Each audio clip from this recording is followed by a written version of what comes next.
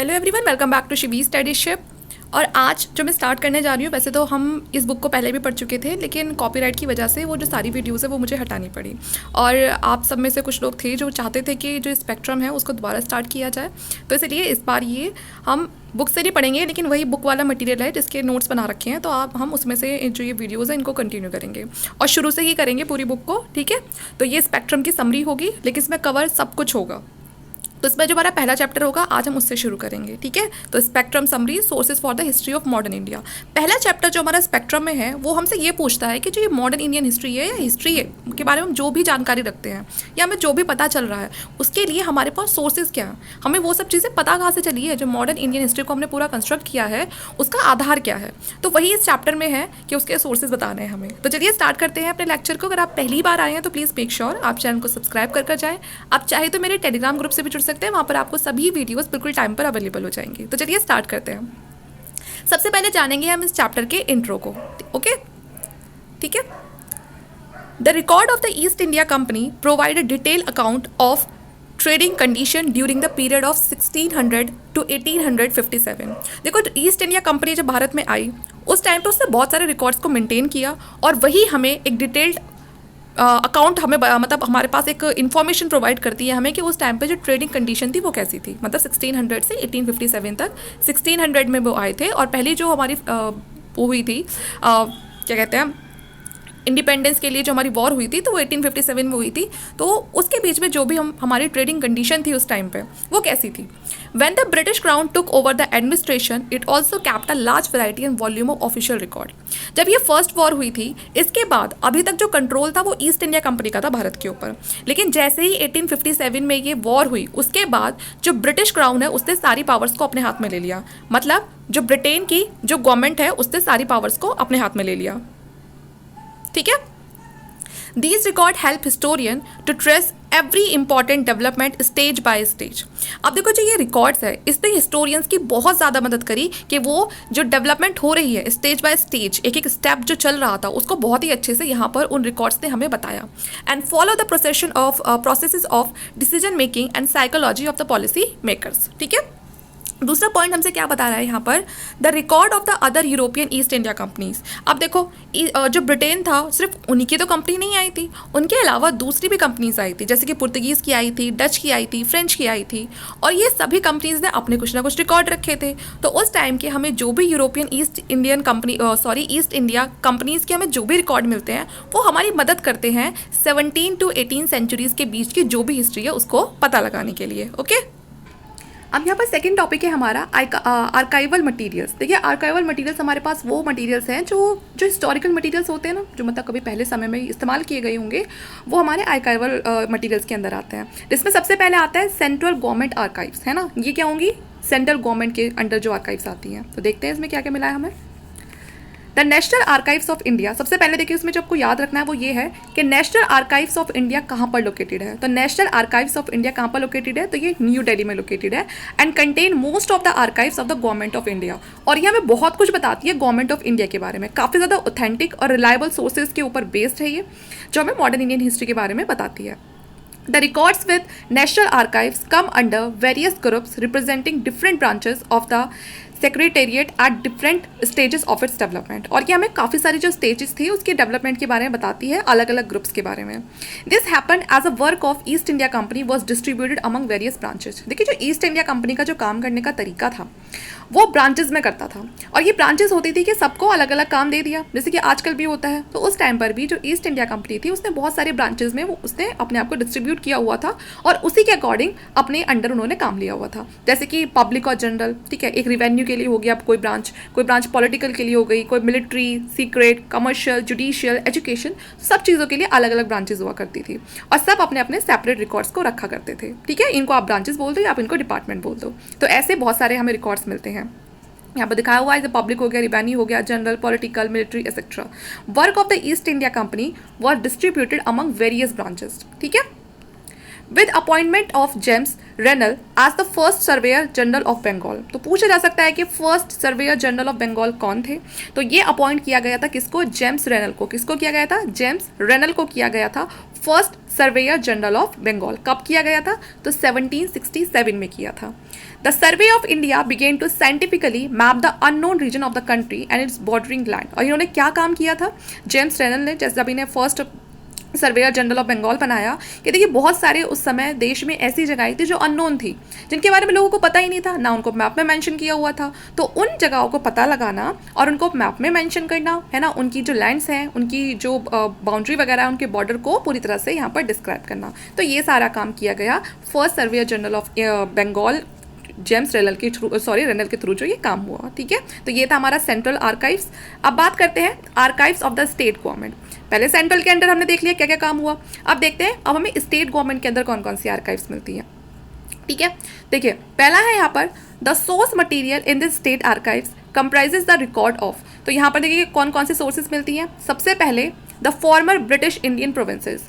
जब east India company थी या फिर बाद में जो ब्रिटेन क्राउन ने, मतलब ब्रिटिश क्राउन ने जो खुद अपना रूल करा, तो उसने यहाँ पर अलग अलग प्रोविंसेस बनाई हुई थी, जैसे कि अब अलग अलग स्टेट है और हर प्रोविंस में अपना एक गवर्नर रखा हुआ था, तो वो अपने खुद के रिकॉर्ड्स मेंटेन करता था। तो उन प्रोविंसेस के रिकॉर्ड्स हमें मिले हैं।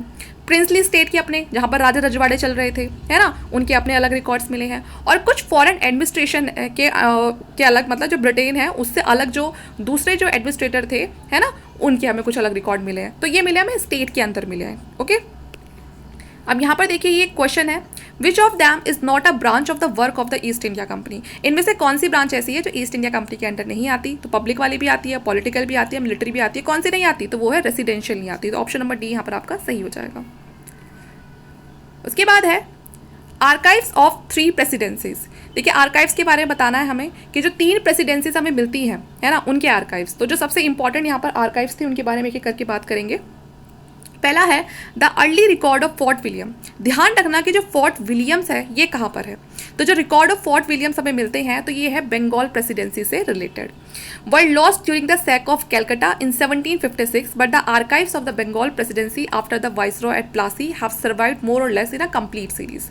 तो जब बैटल ऑफ प्लासी हुआ था उसके आसपास का जो भी टाइम पीरियड था और हमें वहाँ से जो भी इंफॉर्मेशन या जो भी उस समय रिकॉर्ड मेंटेन किए गए होंगे वो हमें मिले हैं, which are partially available in the natural archives of India. और इनको काफ़ी अच्छे से कहाँ पर रखा हुआ है? जो नेशनल आर्काइव्स ऑफ इंडिया है वहाँ पर, और या फिर जो स्टेट आर्काइव्स है वहाँ पर रखा हुआ है वेस्ट बंगाल में, क्योंकि वेस्ट बंगाल के आएंगे। The records of Madras presidency begin from AD 1670 and include records of the governor and council of Fort Saint George. और दूसरी प्रेसिडेंसी कौन सी है? तो मद्रास प्रेसिडेंसी है। एक बंगाल की प्रेसिडेंसी हो गई जहाँ पर फोर्ट विलियम है, ध्यान रखना यहाँ पर फोर्ट विलियम है। वहीं पर ही जब मद्रास प्रेसिडेंसी है वहाँ पर क्या मिलेगा आपको? तो फोर्ट ये सेंट जॉर्ज मिलेगा। ठीक है, तो यहाँ पर हमें गवर्नर कुछ उसकी काउंसिल वाले के बारे में पता चलता है। ओके, आगे देखते हैं। फोर्थ है यहाँ पर archives of other European powers. अब ब्रिटेन वालों को छोड़ के जो दूसरे यूरोपियन पावर्स हैं उनके बारे में बताना है। तो archives related to the Portuguese preserved in Goa. देखिए जो पुर्तगाली थे उनका जो सबसे लंबा जो टाइम पीरियड रहा है ना वो गोवा में रहा। गोवा में पता ये मान लो छोड़ने को तैयार ही नहीं थे। तो यहाँ पर हमें उनके टाइम की काफ़ी कुछ चीज़ें पता चलती हैं जो 1700 से 1900 के बीच में बिलोंग करती हैं और काफ़ी ज़्यादा वैल्यूएबल हो जाती हैं क्योंकि ये हमें पुर्तगीज़ की हिस्ट्री के बारे में बहुत कुछ बताती हैं। The Dutch record of Cochin and Malabar are in Madras record office, है ना।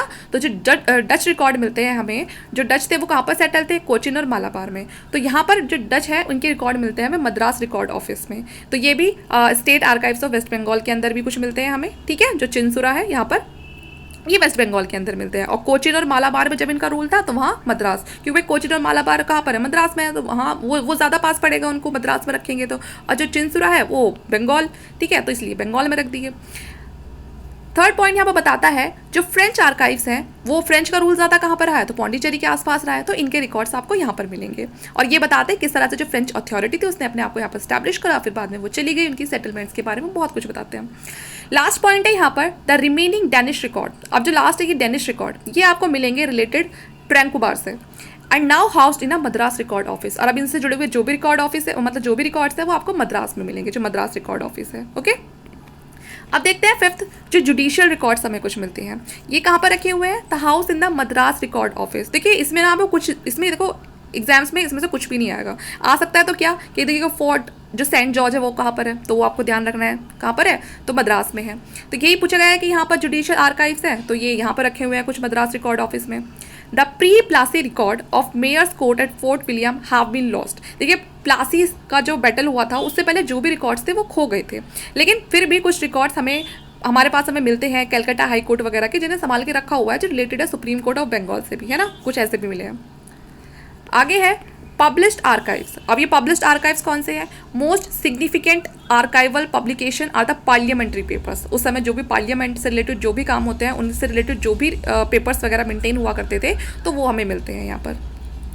अब है प्राइवेट आर्काइव्स। प्राइवेट आर्काइव्स में क्या क्या आ जाते हैं, जैसे कि डॉक्यूमेंट किसी भी इंडिविजुअल के, किसी भी फैमिली के, कुछ उनको अपना पर्सनल नोट, है ना, जो हमें मॉडर्न हिस्ट्री को, मतलब ये हमें हिस्ट्री को कंस्ट्रक्ट करने में मदद कर सकता है, तो वो प्राइवेट आर्काइव्स होते हैं, जो पर्टिकुलरली किसी बहुत बड़े ग्रुप से, है ना, या किसी पार्टी से या किसी बहुत फेमस इंसान से बिलोंग नहीं करते। ये कुछ मतलब ऐसे हैं कि जो लोग थे उन्होंने कुछ अपने बारे में लिखा हुआ है या अपनी फैमिली के बारे में लिखा हुआ है, किसी का खुद का अपना पर्सनल एक्सपीरियंस आप बोल सकते हो।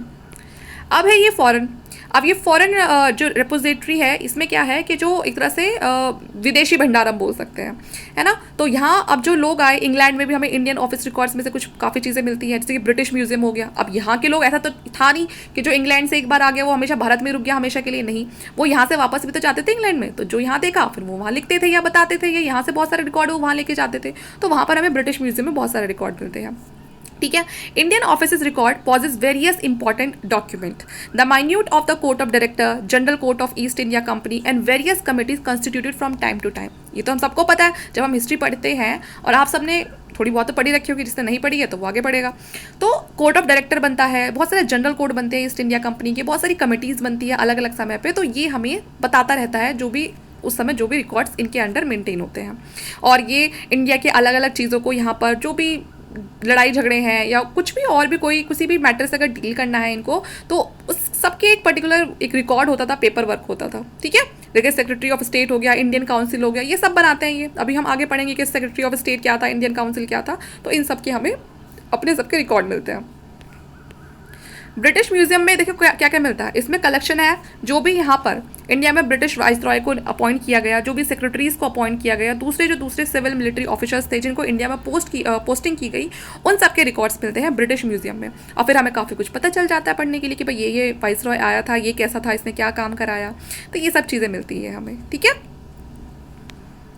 उसके बाद है biographies, memoirs and the travel account. बहुत सारे लोगों की जो बायोग्राफी है, कुछ ने जो अपने बारे में कुछ लिखा है ना, किसी का कोई ट्रैवल अकाउंट है, जैसे कि बहुत सारे ट्रैवलर्स आते हैं, ट्रेडर्स आते हैं, मिशनरीज आते हैं, सिविल सर्वेंट आते हैं भारत में, और यहाँ पर बहुत सारी चीज़ें लिख देते हैं, वो अपने अकाउंट्स तैयार करते हैं, फिर यहीं पर छोड़ देते हैं, अपने एक्सपीरियंस को लिख के जाते हैं उसमें। तो ये सारी चीज़ें हमें देश के अलग अलग जगह से मिली है।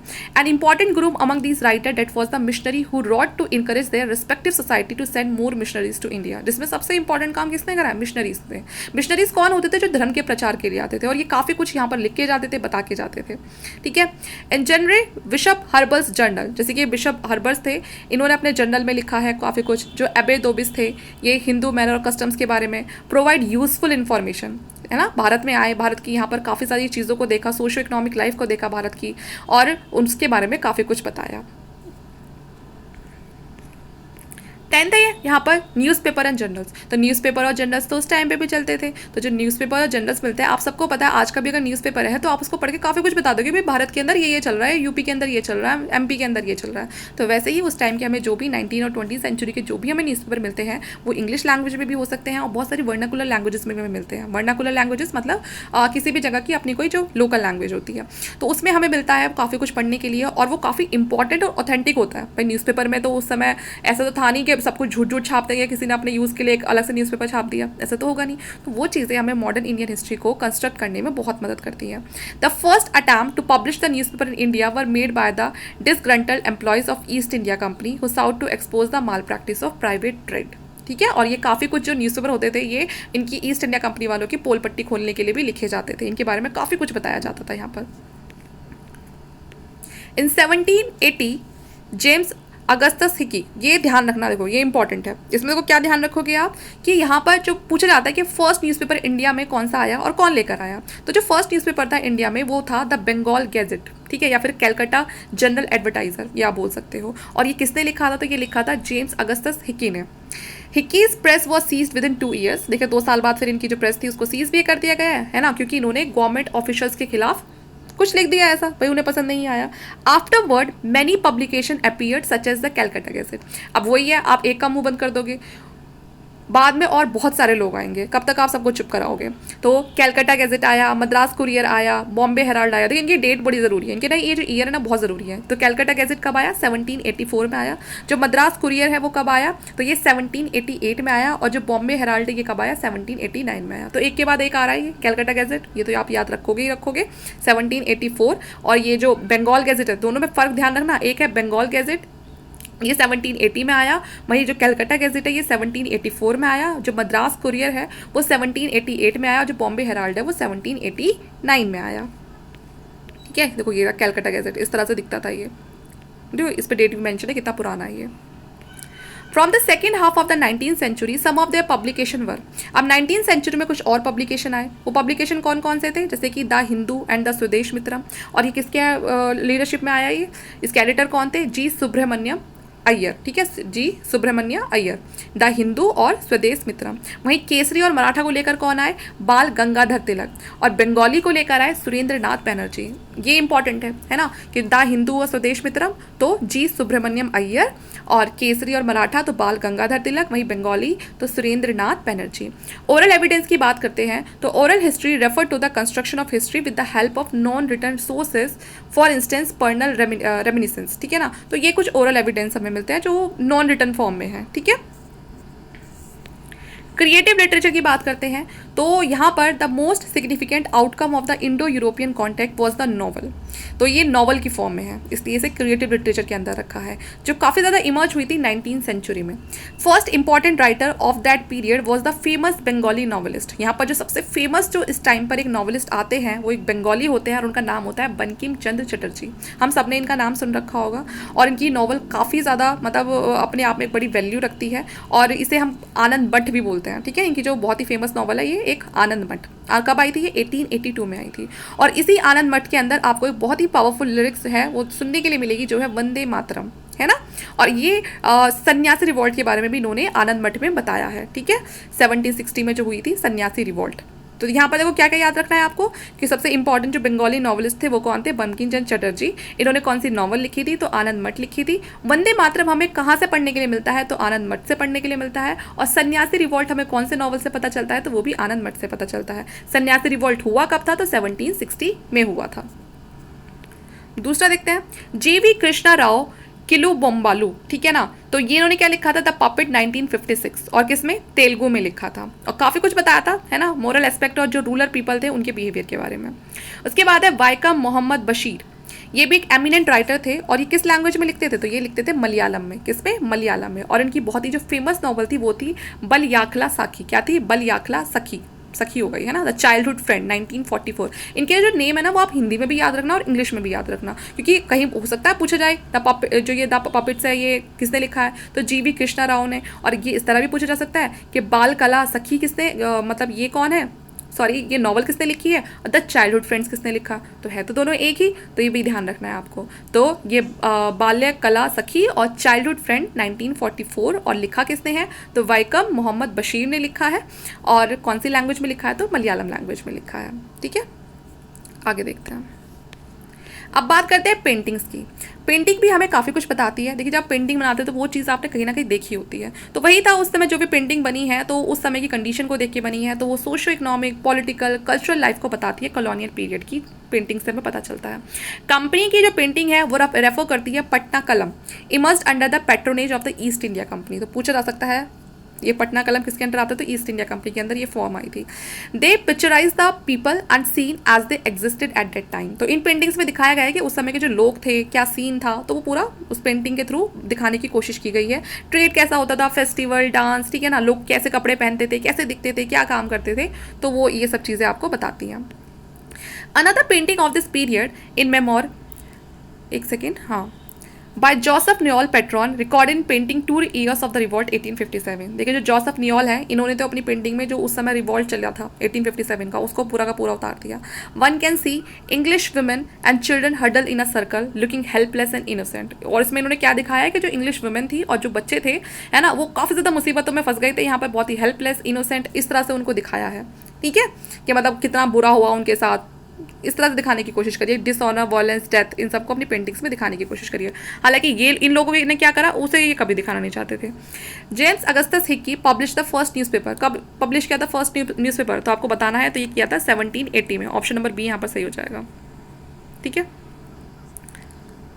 तो यहाँ पर ये जो पूरा फर्स्ट चैप्टर है, इसमें जो भी इंपॉर्टेंट हो सकता था वो यहाँ पर इस पूरे पार्ट में कवर हो चुका है। तो यहाँ ये आपका चैप्टर फर्स्ट कंप्लीट हो चुका है। हालांकि इसमें से जो इंपॉर्टेंट है वो मैंने आपको बता दिया कि क्या क्या चीज़ें आ सकती हैं। जैसे कि न्यूज़पेपर के बारे में आ सकता है कि किसने कौन सा न्यूज़पेपर लिखा, कौन से ईयर में आया, वो पूछा जा सकता है। कुछ इसमें जो नॉवल्स हैं उनके बारे में पूछा जा सकता है। तो बहुत ही जो इसमें फैक्चुअल इन्फॉर्मेशन है, आप सिर्फ उसको पढ़ें, बाकी ज़्यादा इसकी जो राइटिंग वाला पार्ट है, थ्योरी वाला पार्ट है, उस पर आप ध्यान ना दें। ओके, और जो अंडरलाइन वाला पार्ट है, मतलब जो बोल्ड में लिखा हुआ है ना, उसको आप ज़्यादा पढ़ें। अब हम मिलेंगे हमारे नेक्स्ट चैप्टर में, जल्दी ही लेकर आऊँगी। कोशिश करेंगे जल्दी से जल्दी हम जो स्पेक्ट्रम मॉडर्न इंडियन हिस्ट्री है उसको कंप्लीट कर दें। लेकिन इसके लिए आपको वीडियो को शेयर करना पड़ेगा, इसको लाइक करना पड़ेगा और आपको बताना पड़ेगा कि आपको ये लेक्चर कैसे लग रहे हैं। ठीक है, थैंक यू।